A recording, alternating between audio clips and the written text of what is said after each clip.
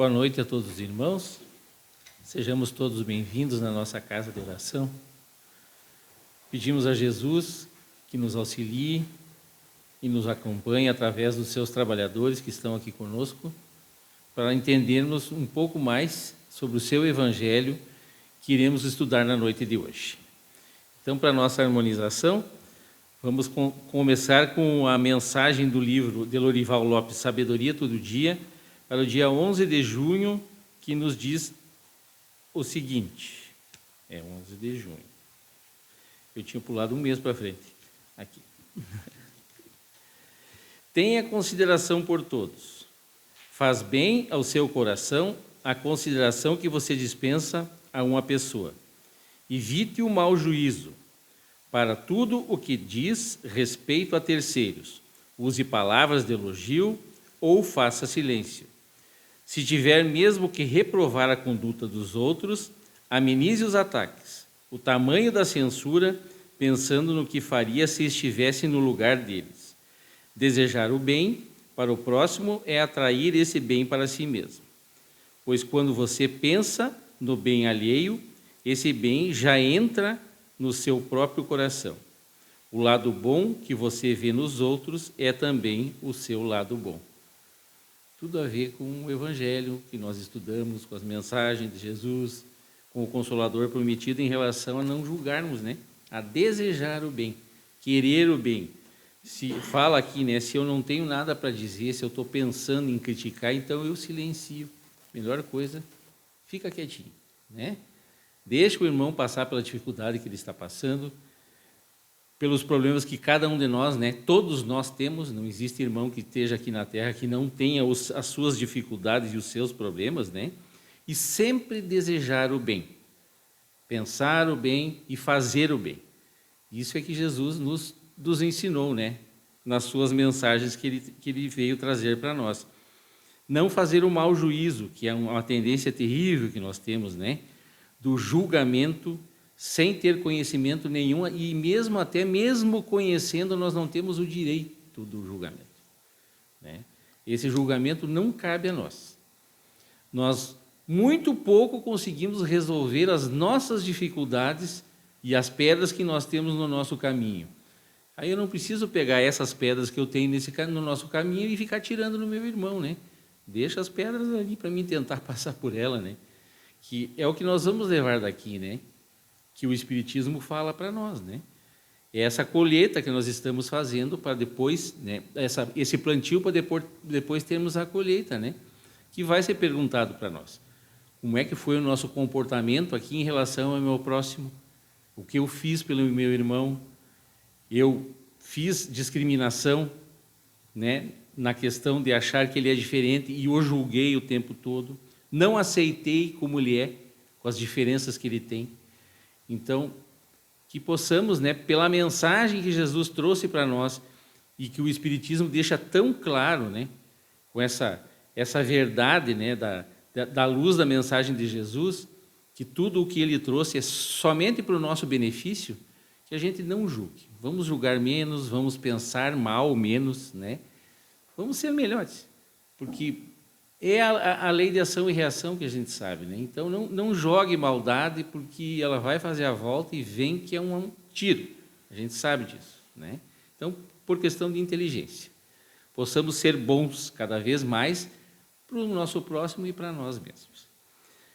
Então, depois de ouvirmos a mensagem, convido os irmãos agora que levemos nosso pensamento a Deus, nosso Pai amado, mentalizarmos a figura do nosso Mestre Jesus, o Mestre dos Mestres, que nos trouxe tanta luz na sua presença quando esteve aqui na Terra e continua iluminando o nosso caminho através do seu Evangelho, através do trabalho dos seus trabalhadores, do maior amor que tem por nós aqui, que continua nos induzindo, nos conduzindo, nos intuindo a sermos melhores. Agradecemos pela nossa casa, pela oportunidade que estamos tendo nessa noite de hoje, de conhecermos um pouquinho mais a fundo a mensagem do nosso Mestre Jesus, através dos seus espíritos bondosos, espíritos de luz, que nós possamos, nesse estudo, entender um pouco mais e, principalmente, colocar em prática tudo de bom que nós vamos aprender aqui no nosso dia a dia. Sempre tendo a certeza que nós não estamos sozinhos, que Deus é um Pai grandioso que não nos desampara. Jesus é nosso irmão maior, que está sempre conosco, através da sua luz, das suas energias de amor que Ele tem por nós, e os seus trabalhadores, os nossos guias espirituais, os nossos protetores, que protegem o nosso planeta, a nossa cidade, também estão sempre conosco, nos conduzindo ao caminho do bem. Que possamos nessa noite, como nós já dissemos, entender um pouquinho mais e que os espíritos luminosos que estão aqui conosco nesse momento intuam a nossa irmã Mara na explanação do Evangelho que ela vai trazer para nós. Que Deus continue conosco, nos amparando e nos amando hoje e sempre. Que assim seja.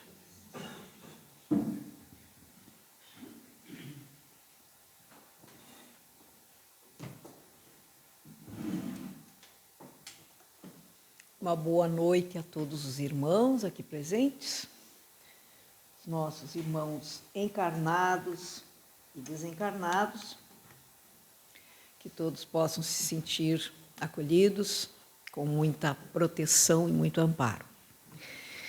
E vamos então hoje fazer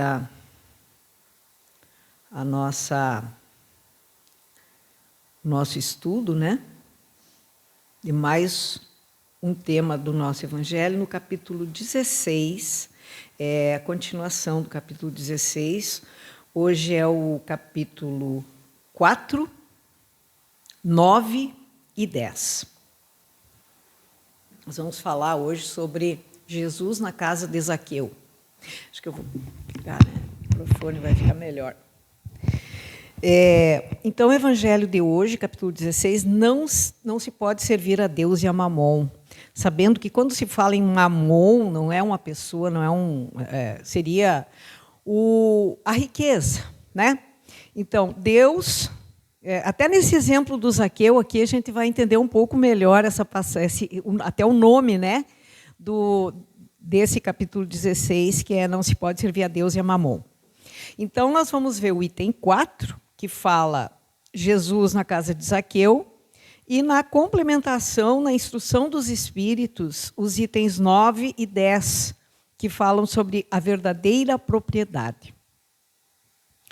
Então,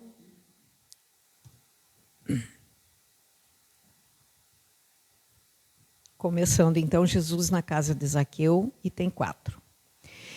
E tendo entrado, eu vou fazer primeiro a leitura, não vou fazer comentário, depois a gente comenta no decorrer das instruções, tá?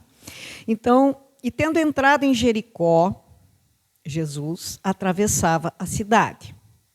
E vivia nela um homem chamado Zaqueu. E ele era um dos principais entre os publicanos e pessoa rica. E procurava ver Jesus para saber quem era e não podia conseguir por causa da muita gente e porque ele era pequeno de estatura. E correndo adiante, subiu num sicômoro, uma árvore, né, para o ver, porque por ali Jesus havia de passar. E quando Jesus chegou àquele lugar, levantando os olhos,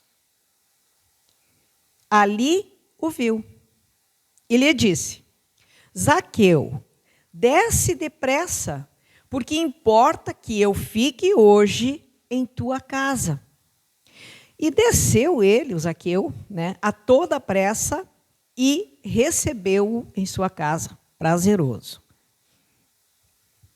E vendo isso, todos murmuravam, dizendo que tinha ido Jesus se hospedar numa casa de um homem pecador, que era o Zaqueu, porque ele era publicano. Entretanto, Zaqueu, posto na presença do Senhor, disse-lhe: Senhor, eu estou para dar aos pobres metade dos meus bens. E naquilo em que eu tiver defraudado alguém, pagar-lhe-ei quadruplicado. Sobre o que Jesus lhe disse: hoje entrou a salvação nesta casa, porque este também é filho de Abraão, porque o Filho do Homem veio buscar e salvar o que tinha perecido. É passagem de Lucas, capítulo 19, versículos de 1 a 10. E na segunda parte do Evangelho, que é a instrução dos Espíritos, é a verdadeira propriedade por Pascal, em Genebra, 1860. Item 9. O homem não possui como seu, senão aquilo que pode levar deste mundo. O que ele encontra ao chegar e o que ele deixa ao partir, goza durante a sua permanência na terra. Durante a sua permanência na terra. Mas desde que é forçado a deixá-los, seus bens materiais, é claro que só tem o usufruto e não a posse real. O que é então que ele possui? Nada do que se destina ao uso do corpo. E tudo o que se refere ao uso da alma. Ou seja, a inteligência, os conhecimentos, as qualidades morais.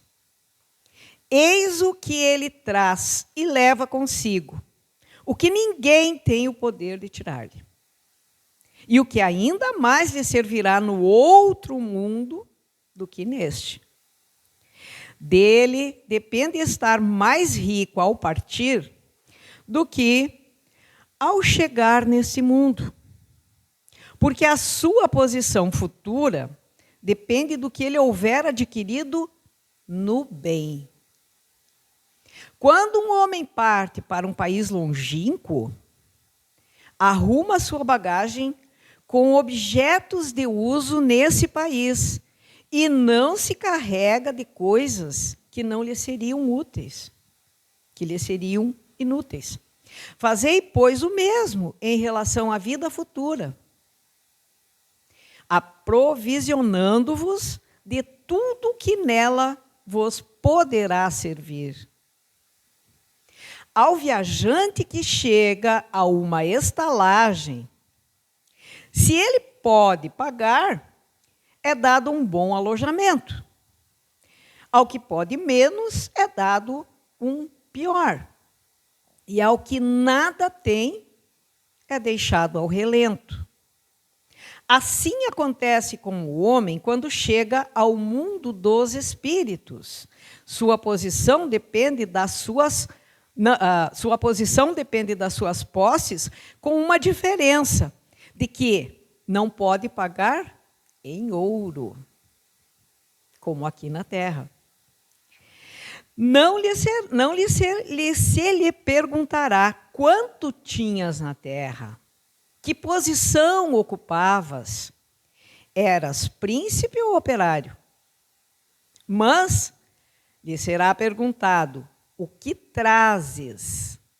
Não será computado o valor dos seus bens, nem dos seus títulos, mas serão contadas as suas virtudes.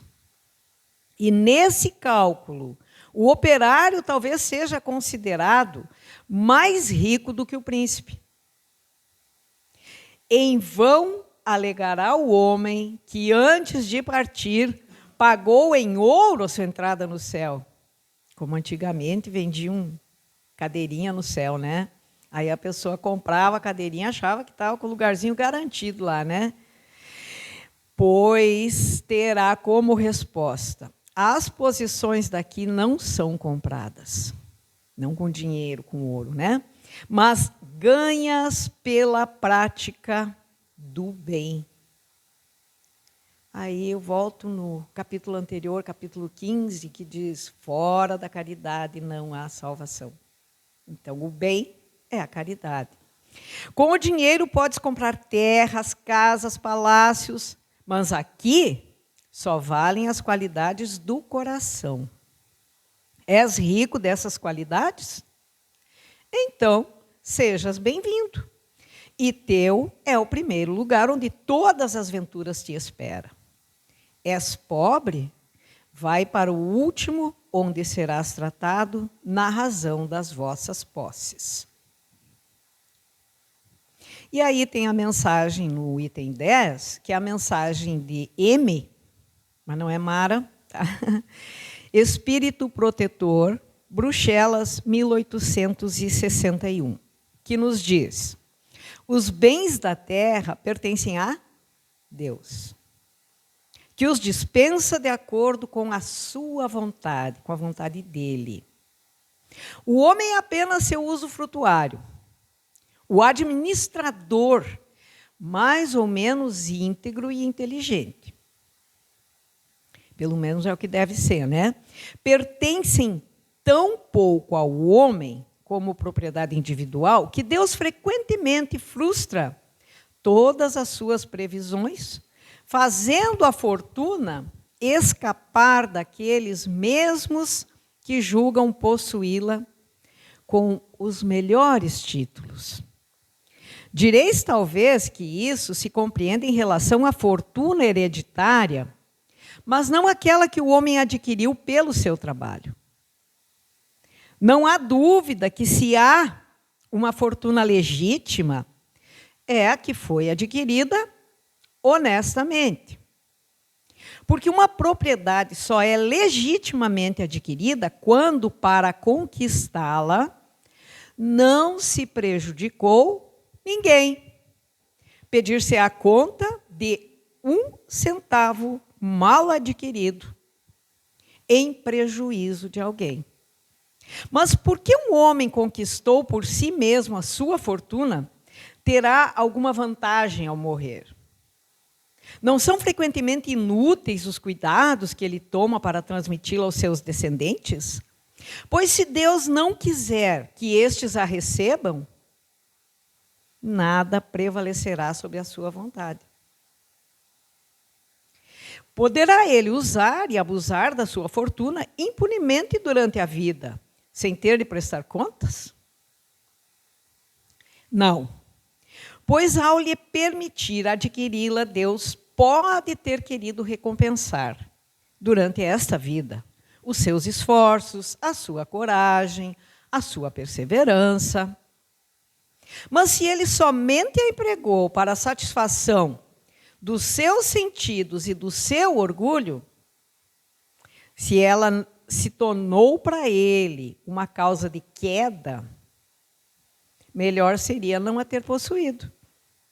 Nesse caso, ele perde de um lado o que ganhou de outro, anulando por si mesmo o mérito do seu trabalho.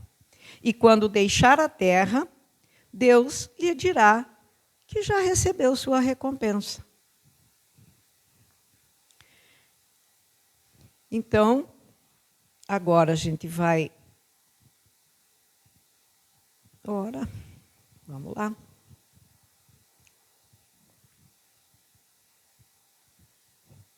Deu problema aqui de novo. Eu não sei, eu acho...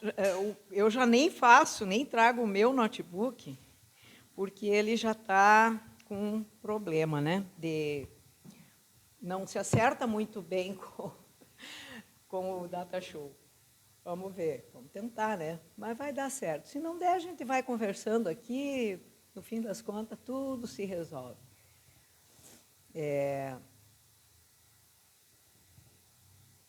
Vamos pegar desse slide aqui, vai ter que dar certo.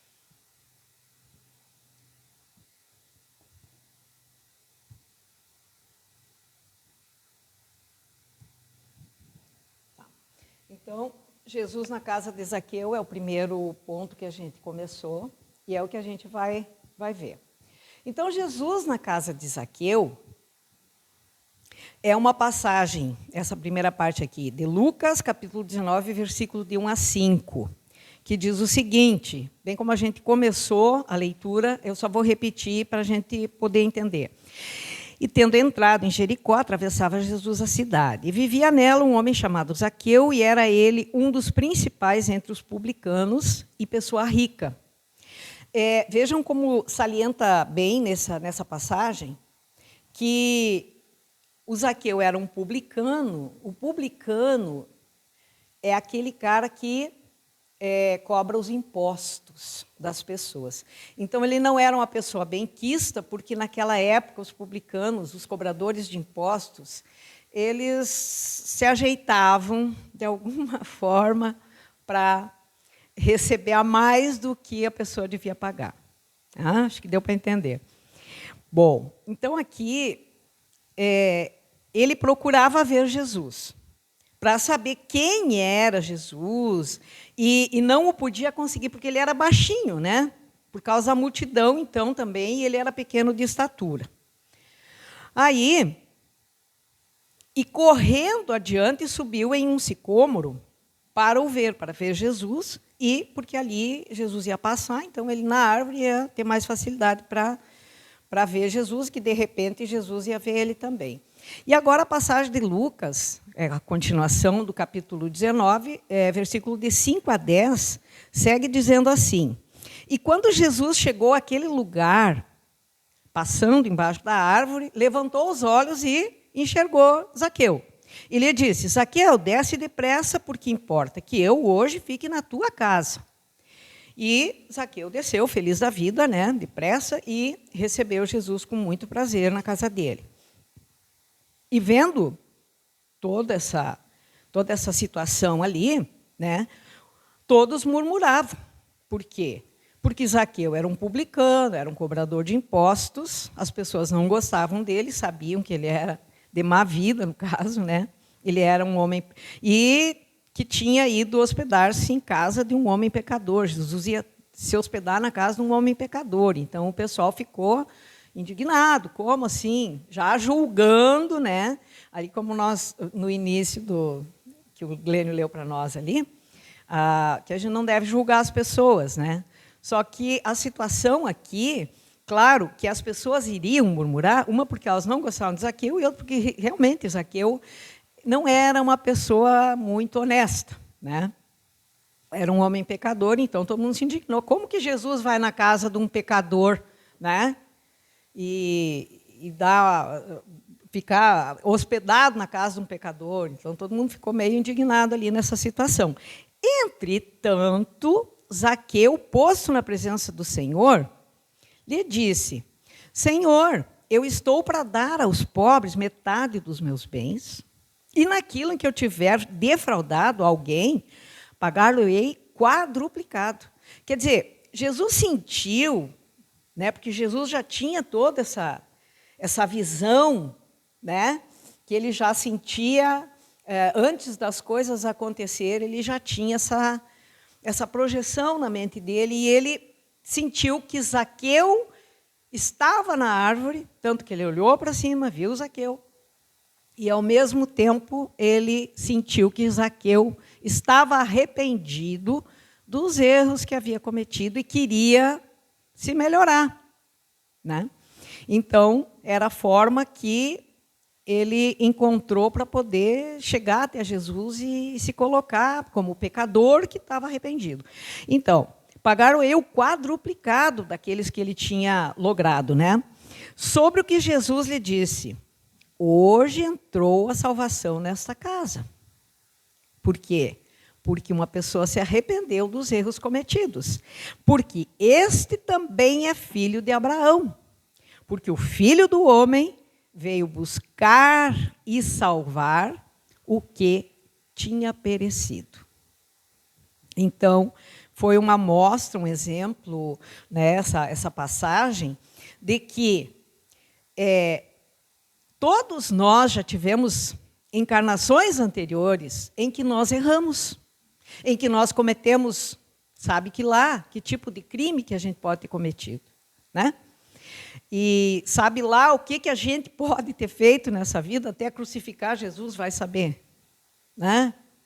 Não é simplesmente cortar a salsinha na tábua dos 10 mandamentos, mas muita coisa a gente fez, né? E que a gente não lembra, a gente não sabe, porque é dado, graças a Deus, a gente tem a bênção do esquecimento do passado, para que a gente possa começar um novo capítulo na nossa vida, que é eterna. Então, aqui Zaqueu errou e quis, né? Falou com Jesus, teve a oportunidade de dizer para Jesus, ó, eu errei, mas eu quero reparar o meu erro, pagar aquilo que eu devo, né? E nós temos essa oportunidade também, porque nós reencarnamos.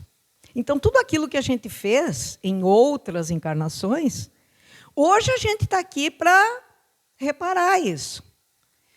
Se a gente conseguir, né, seguir aquele ensinamento de Jesus, que é para pensar na vida futura, que é para a gente elevar o pensamento, analisar os nossos erros e tentar ser melhor, porque a oportunidade foi dada. Então, Zaqueu era um dos principais entre os publicanos, era uma pessoa rica, e os publicanos eram assim chamados, na Roma Antiga, os arrendatários das taxas públicas, que é os que iam cobrar os impostos, encarregados da cobrança de impostos e das rendas de toda a espécie. Então, veja bem a situação ali, os publicanos, eles caíam em tentações, né? A bem da verdade, eles tinham a tentação. Por quê? Porque assim, ó, como eles corriam riscos no seu trabalho, ia cobrar imposto, o cara embrabecia lá e quebrava pau, ou dava um tiro, ou sei lá o que fazia, né? Mas, enfim, os publicanos eram pessoas que as pessoas não gostavam deles. Então, eles estavam correndo riscos no seu trabalho. E aí, então, as autoridades fechavam os olhos para o seu enriquecimento. Quer dizer, deixavam à vontade que ele roubasse quanto quisesse, né? Mesmo quando era um produto de cobranças de lucros escandalosos. Então, eles faziam vista grossa, né, aos publicanos. Então, no tempo do domínio romano, o que muito incomodava os judeus, por isso que eles ficaram bravos quando Jesus disse que ia ir na casa de Zaqueu, que muito incomodava os judeus era de ter que pagar o imposto exigido pela lei romana, a ponto de fazerem disso uma questão religiosa, porque era contrário à lei judaica. Aí é que vem, dai a César o que é de César e a Deus o que é de Deus. Porque daí eles perguntaram para Jesus se eles deviam pagar impostos. Como que é esse negócio de pagar imposto? Está certo, eu sou contra pagar imposto, está certo eu paguei. Quer dizer, eles queriam botar Jesus numa saia justa, né, perante o rei, na época ali, para que Jesus dissesse, não, vocês não precisam pagar imposto, porque imposto não é de Deus, ou alguma coisa nesse sentido, né? Mas Jesus foi bem curto e grosso. Ó, dai a César o que é de César, mamon, e a Deus o que é de Deus. A fé, o amor, as virtudes, o bem, a caridade. Então, aí, Jesus, que percebera o que se passava no íntimo de Zaqueu, bem como eu comentei anteriormente, ele tendo, por isso, escolhido para ser seu hospedeiro. Ele reconheceu a importância daquele momento. E ele usou esse momento também como um exemplo para os demais. Então, Jesus já tinha essa intuição, né? Por isso, exclamou, hoje entrou a salvação nessa casa, porque esse também é filho de Abraão, porque o Filho do Homem veio buscar e salvar o que tinha perecido. Então, essa é a primeira parte. E a segunda parte, então, que é a verdadeira propriedade, que é o que a gente leu, né? Também no item 9 e no item 10, diz assim, a verdadeira propriedade. O homem só possui verdadeiramente aquilo que lhe é dado levar deste mundo. Então, nós não levamos nem o nosso corpo físico. Os caixões não têm gaveta, né? E se tivesse, também nós não ia nem poder usar, porque não teria como. Então, O que é, então, que o homem possui de fato? Nada do que é do uso do corpo, porque nem o próprio corpo não é levado. Tudo o que é do uso da alma. Então, o que é então que ele leva? O que nós levamos quando a gente desencarna? Aquilo que a gente aprendeu, aquilo que a gente fez, né? A inteligência, os conhecimentos e as qualidades morais. É só isso que a gente leva. E isso, olha que isso faz uma diferença muito grande na nossa evolução espiritual. E Deus, quando nos criou, Ele nos criou para que nós chegássemos na evolução espiritual. Nos deu a oportunidade da reencarnação. Não é pegar e colocar nós lá, queimando eternamente no fogo do inferno, porque nós erramos, tivemos erros. Não. Deus nos dá a oportunidade de ressarcir nossos erros através da pluralidade das existências. Então, o que a gente leva é o bem que a gente faz. Eis o que ele traz e leva, porque a gente já tem uma história de encarnação anterior, que a gente já aprendeu, e aquilo que a gente aprende, a gente nunca mais perde. Fica gravado no nosso inconsciente. Então, a gente traz conhecimento e leva consigo o que ninguém tem o poder de lhe tirar. Porque o dinheiro, os bens, a gente pode perder de uma hora para outra. É ou não é? De uma hora para outra, tu pode perder aquilo que tu tem. Já o conhecimento, a caridade, o amor, as virtudes que a gente vai adquirindo e vai aprendendo, isso tu não perde jamais. É o que tu leva. Então, ninguém tem o poder de lhe tirar. E o que ainda mais lhe servirá no outro mundo do que nesse mundo aqui. Ainda vai servir muito mais para nós, porque a verdadeira vida é lá, não é aqui, né? Então, o único proprietário dos bens da terra, quem é? É Deus. É Deus. É Ele, o verdadeiro proprietário de tudo. Ele nos empresta, né? Então, o homem é apenas usufrutuário dos bens que Deus concede a ele naquela encarnação. Então, eu tenho bens nessa encarnação, vou deixar porque na próxima encarnação eu volto e aí eu vou poder usar os meus bens. Não é assim que a banda toca.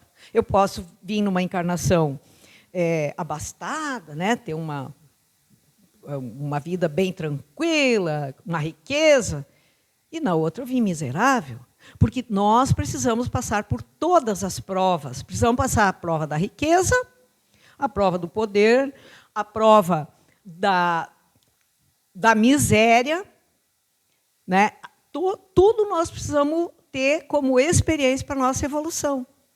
Então, conforme a gente vai usando, conforme a gente vai reencarnando, vai sendo dada aquela oportunidade. E nós, muitas vezes, pedimos para Deus, né, a prova que nós queremos ter, porque a riqueza não é um benefício, é uma prova. A riqueza não é porque Deus gosta de mim, não, Deus me adora, Ele vai me dar riqueza. Não é assim. Deus vai me dar riqueza como uma prova. Eu vou ter que mostrar para Ele que eu vou saber usar aquela riqueza em benefício do próximo, em benefício da ciência, em benefício da tecnologia, em benefício das pesquisas, né? Tudo isso em benefício do planeta. Então, o homem é administrador por concessão temporária. Até ele morrer, não necessariamente, pode perder tudo antes. Depende de como ele conduz, né? Como que a gente já viu tanta gente perder fortunas porque não soube administrar, ou não, né? Tudo pela vontade de Deus, né? Conforme o que cada um necessita. Então, a riqueza, ela é uma missão concedida por Deus para que seja administrada em benefício de todos, não do meu benefício próprio. E as propriedades legítimas que o Evangelho fala são aquelas que não resultam dano para ninguém. Então, eu, por exemplo, eu vou herdar alguma coisa, vou ter uma herança.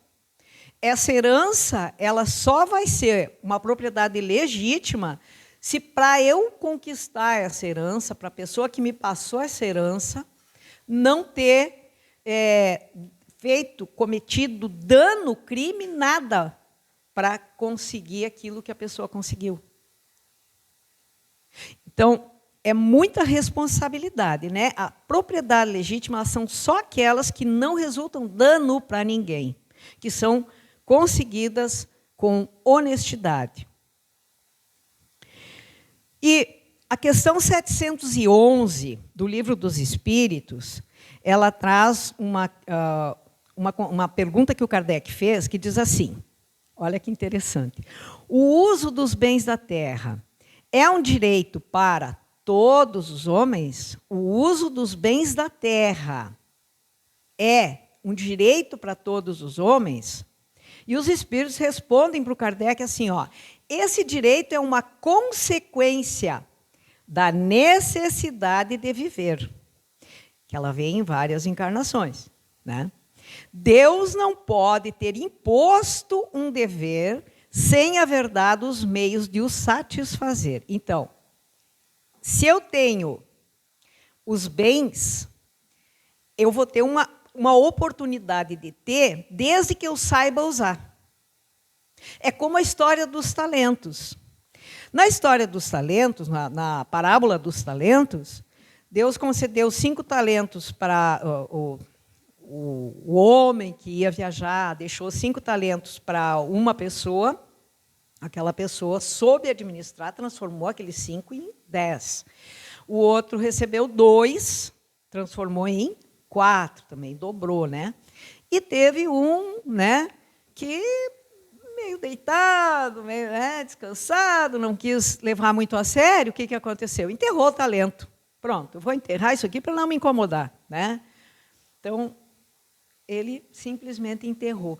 Então, a responsabilidade, se você tem um bem, você tem que fazer com que aquilo prospere para o bem da humanidade. Não é assim, por exemplo, você ganhar, acertou na Mega Sena, vai lá, deposita tudo no banco, deixa no banco. Tu vai enriquecer os banqueiros, mas tu não vai estar fazendo bem para ninguém.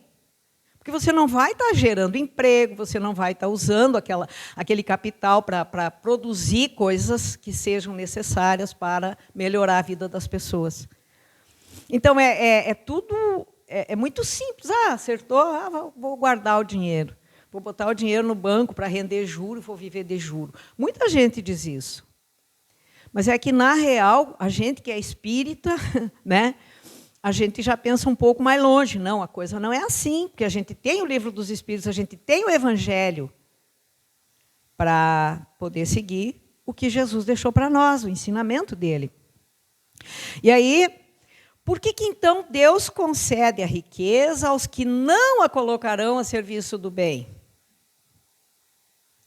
Porque Deus sabe, né, quem é que está mais apto, quem é que está menos apto. Pelo seguinte, ó, é um meio de experimentar a pessoa moralmente. Porque muita gente que tem a riqueza muda, fica diferente, já pensa diferente, já é outra pessoa, já não é mais aquela pessoa humilde que recebeu aquela herança, que recebeu aquela riqueza. Então, é um experimento, né? Até para a pessoa parar, pensar e analisar, porque vai chegar um tempo que ela vai perder aquilo ali. Aí ela tem que se dar conta por que aconteceu isso, né? Porque o ensinamento, as leis divinas estão no nosso consciente. Nós temos essas leis na nossa mente e no nosso coração. A gente sabe, porque Deus colocou ali para nós. Então, Deus concede então a riqueza, é um meio de experimentar moralmente, cada um tem que possuí-la. Se não é numa encarnação, é numa outra, para se exercitar em utilizá-la e demonstrar que o uso sabe fazer dela. Então vejam que não é fácil a pessoa ser rica, né? Aí a gente brinca assim, bah, mas o cara é rico e tal, vão ter aquelas filas enormes para jogar na Mega Sena, todo mundo querendo acertar e ganhar um dinheirão. Agora, se tu for analisar, será que isso aí não é um... Eu não gostaria, sinceramente. Eu quero viver bem como eu estou, assim, não preciso, não quero nada porque eu acho assim que é uma responsabilidade muito grande e eu acho que eu não estou pronta ainda para isso, né? Porque não é uma coisa para mim, é uma coisa que eu vou ter que saber administrar. Então, eu vou ter que fazer um curso de administração antes, né? E tem outra questão aqui também que diz assim: a pobreza é para os que... A pobreza, no caso, a miséria, né, é para os que a sofrem. O que é a pobreza? Uma prova da paciência e da resignação. Então, a pessoa é pobre, é miserável, ela vai viver reclamando daquilo? Vai adiantar alguma coisa? Vai resolver o problema? Não. O que ela tem que fazer? Ela tem que ser paciente, ela tem que ter a fé. Por quê? Porque a fé é o que nos dá a força para nós continuar a nossa jornada evolutiva. E a resignação não é assim, eu vou aceitar, eu sou pobre, pronto, sou miserável, acabou para mim. Não vou ficar bravo, eu vou ficar quieto aqui no meu canto.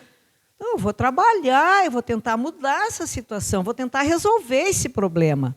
Isso é ser resignado. Ser resignado não é simplesmente cruzar os braços e ficar esperando, né, sentado no trono de um apartamento, com a boca escancarada, cheia de dentes, esperando a morte chegar.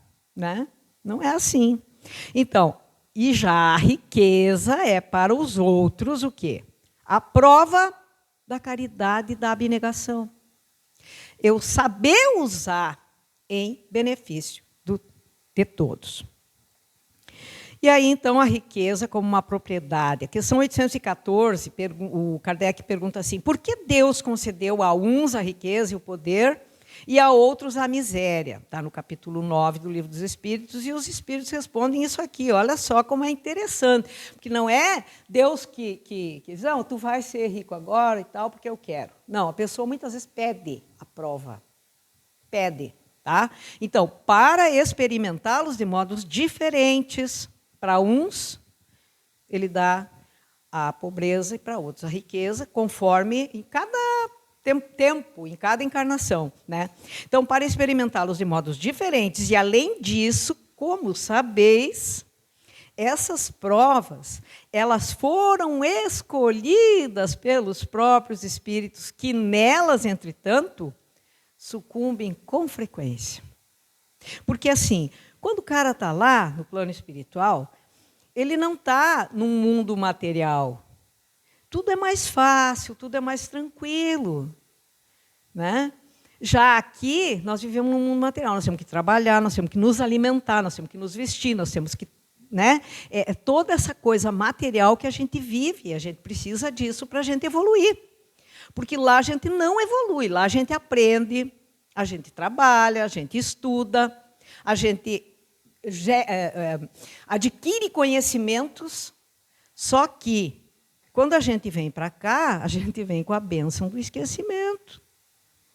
A gente tem na nossa mente, no nosso coração, aquilo que a gente aprendeu, mas e daí vai botar em prática? Será? Né? Então, é uma prova que muitas vezes as pessoas acabam sucumbindo, porque elas pedem e, às vezes, elas não têm condições de seguir à risca aquilo que elas se propuseram. Né? E, para encerrar, então, qual é a finalidade de viver na Terra em cada existência? Qual é a finalidade? É a evolução do espírito imortal. Nós não morremos nunca, jamais. Tudo que ele adquire, desenvolve, faz, tem de torná-lo um pouco melhor do que ele é. Então, cada encarnação é uma oportunidade, que a gente tem que se tornar melhor para poder aproveitar essa oportunidade. Porém, se retarda seu progresso num estacionamento provisório, a finalidade da existência não foi ou não está sendo cumprida. E aí? embora ele possa aprender com seus erros, continuando o seu processo evolutivo, ele vai desencarnar e vai ter que voltar, e após o desencarne e em outras existências para ele aprender, né? Para ele poder botar em prática aquilo que ele deixou. Ele estacionou, ele perdeu a oportunidade da evolução. Ele não regride. Tá? Se o cara está na 4ª série, ele não vai voltar para a 3ª, ele continua na 4ª se ele não progrediu. Mas ele não vai para a 5ª. Tá? Então, é assim que funciona. Então, que a gente tenha, né, essa consciência de aproveitar a oportunidade da reencarnação para que a gente consiga se melhorar. Porque Deus, quando nos criou, Ele nos criou para isso. Um dia, todos nós, até o pior bandido que existe, vai ser espírito de luz. E vai ser. Pode demorar mais tempo, quem sabe até vai antes que a gente, né? A gente não sabe. O cara, de repente, dá um clique e não, mas eu vou ser bom. E daí começa a melhorar, e vai melhorando até chegar no ponto de espírito puro. Mas, claro, quantas encarnações? Porque nós ainda estamos no mundo de provas e expiações. A Terra está passando pela transição planetária, que vai chegar, então, à regeneração. E a regeneração, a gente sabe, né? Que a gente não sabe se vai para a regeneração. Todos queremos ir. Tomara que sejamos merecedores, né? Que a gente possa, então, evoluir. Né? Aproveitar todas as oportunidades. Então, eu vou deixar aqui. Você está por direto aqui, né, Breno? Não consegui colocar. Então, tá. Obrigado, irmã Mara, pela bela explanação dessa passagem, né, do Evangelho de Jesus, nos ensinando mais uma vez, né, a como nos comportar em relação ao material, que era da prova mais realmente. Antes do Espiritismo, a gente não tinha essa noção, né? Pô, que prova difícil, eu tenho tudo, né? Que mordomia, não? Não, é difícil assim. O que eu fiz com aquela bondade, entre aspas, que Deus me deu, de eu não ter a dificuldade de adquirir, né? Eu já tenho, eu ajudei, eu aumentei os meus bens, mas auxiliando o meu irmão, gerando, como nós já falamos, né, várias vezes nos estudos, né, gerando trabalho, dando dignidade para as pessoas, né? Quando eu vejo aquelas filas enormes para ajudar na Mega Sena, eu fico pensando assim, se alguém acertar, vai ter que... E quanta história triste a gente vê, né? Da cobiça, de até assassinatos e tal, pelo grande fortuna, sequestro. Então, tu vê como é difícil. Realmente é uma prova muito difícil, né? Mas o Espiritismo traz para nós, e Jesus fala do equilíbrio, né? Sempre tem que ter o equilíbrio.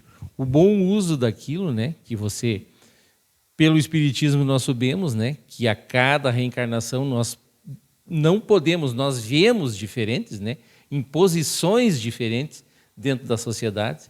O que nós fizemos, né? Com aquela oportunidade que Deus nos deu, ou seja, na pobreza extrema, né? Ou seja, na riqueza também extrema, né? Então, é o aprendizado. É Deus fazendo nós estar em todas as posições para o nosso crescimento, porque tu sabe a dor do teu irmão, tu até tem pena dele, mas tu só vai crescer e saber o que ele passou quando você passar também. Não tem jeito. Então, Deus nos oportuniza, né? Sempre com justiça dentro daquilo que é necessário para nós. Então, mais uma vez, obrigado à nossa irmã.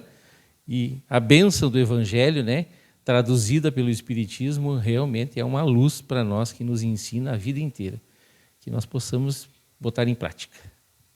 Então, convido os irmãos agora, depois de ouvirmos o Evangelho luminoso do nosso Mestre Jesus, agradecermos novamente pela oportunidade, pelo dia de hoje, por termos aberto os olhos no corpo físico, pelas experiências novas que tivemos durante o dia, que possamos ter aprendido um pouquinho mais com os desafios que vieram até nós, que nos ajudam tanto a crescer, a melhorar na nossa jornada. Como o Espiritismo traz para nós. Nós somos espíritos em evolução e que, tendo essa oportunidade da evolução, de sair melhor do que aqui nós chegamos nessa encarnação, nós possamos usar os ensinamentos do nosso Mestre Jesus a cada dia, que nos auxilia e nos ampara tanto em nossa caminhada. Pedimos pela paz no mundo, que os governantes cada vez mais se deem conta das situações que eles vivem como chefes maiores das nações, que tentem cada vez mais entrar nessa sintonia de paz, nessa sintonia de amor entre as nações, que é o caminho que nós vamos ter aqui na Terra e que forçosamente vai nos levar a continuar aqui no nosso plano ou sair daqui para, infelizmente, demorar um pouco mais para voltarmos. Também agradecemos pela nossa casa, pelos espíritos protetores que estão aqui conosco, que nos amparam e nos guiam tanto no nosso trabalho, na nossa caminhada, e a Jesus, nosso Mestre, que é por Ele que nós estamos aqui, que é por tudo que Ele trouxe para nós, que nos ampara tanto na nossa jornada, e por isso que cada vez mais acreditamos no bem, no amor, pelo seu exemplo, por tudo que Ele trouxe de bom na nossa jornada aqui na Terra. Que Deus continue nos abençoando, abençoe a nossa casa e que nos ampare hoje e sempre em tudo que nós possamos fazer com amor e dedicação. Que assim seja. Então, aguardamos em silêncio, em prece para ser chamados para os passes.